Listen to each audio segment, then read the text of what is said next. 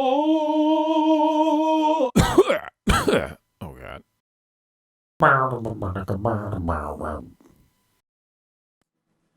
Hello, ladies and gentlemen, Gavesta here. This is the normal tank guide for Thok the Bloodthirsty. Feel free to click on the annotations there to check out the full raid guide or any other role guides that you'd like to see. So there are two phases to this fight, and the first phase that you'll start the fight in is the roar phase.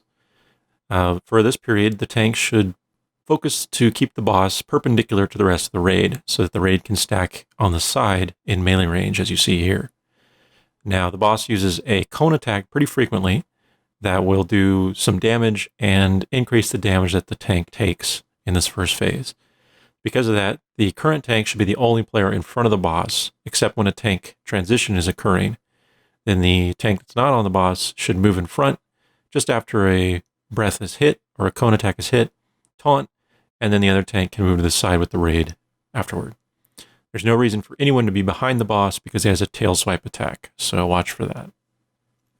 And other than that, this phase will end on its own once the raid has gotten to subsequently low health over and over, at which point the boss will transition into his second phase.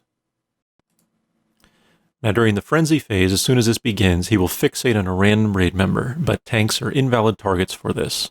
So instead, tanks should immediately move to the entrance of the room and pick up the jailer spawn that is going to come out right away. The jailer should just be tanked somewhere near the entrance or the center of the room, depending on your raid method. And once he dies, the tank that was tanking him should loot the corpse, and you'll get a buff that basically gives you a key to open one of the cages around the room.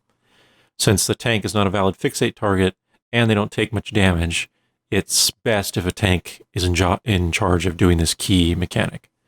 In addition to tank DPS, usually you want your melee DPS to also assist in killing the jailer. Now, the idea is to release the next cage prisoner around the time you want the frenzy phase to end.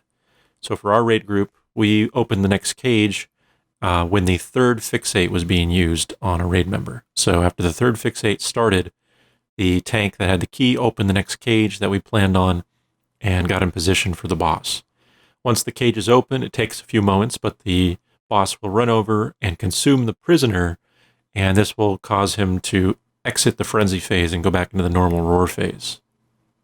Now, transition is really important here for a tank. During the frenzy phase, you cannot get in front of the boss because he will just instantly eat you. So you have to wait until you open the cage and he runs over to consume the NPC.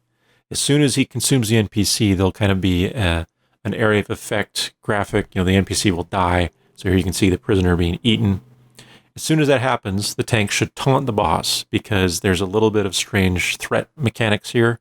What he will often do is if taunting is not proper, the boss will consume the NPC and then reestablish threat on the player that he was fixated on last, which often means he can run toward the raid somewhat or breath on them or whatever it is. So our tanks found it best to wait until that prisoner is consumed and then right at that moment, after the consume goes off, to instantly tank or taunt the boss. And again, keep him facing away from the raid. So in our case, we just kept him facing perpendicular once again.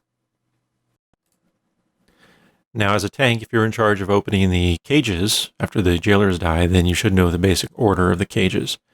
Now, technically, it doesn't matter which order you do them in because the buff that is given to the boss after consuming a prisoner will go away after he consumes the next prisoner. So basically, he'll exchange one ability for another when he eats the next prisoner.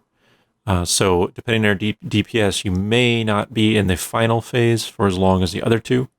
But otherwise, the order only matters in so much as your raid decides it. So for us, we did the cage to the west first, which contains the water speaker guy. And then we did the north cage second, which contains the acid guy, Akolik. And then finally, we did the fire guy at the south, which is War Master Montauk last.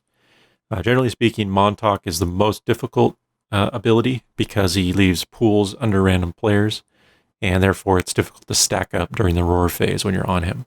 So for that reason, he's probably best left last. But the other two, the order, as I said, really doesn't matter a whole lot because you're going to be in one phase or the other pretty much the entire time until he eats a new prisoner. So that's it. Just know your prison cage order and the locations beforehand so you can use the key on the third fixate, or you can wait longer if your raid has the ability to kite a little bit longer in that phase.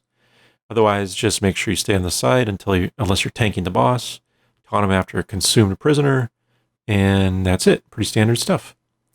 That is the normal tank guide for Thok the Bloodthirsty. Good luck, and thanks for watching.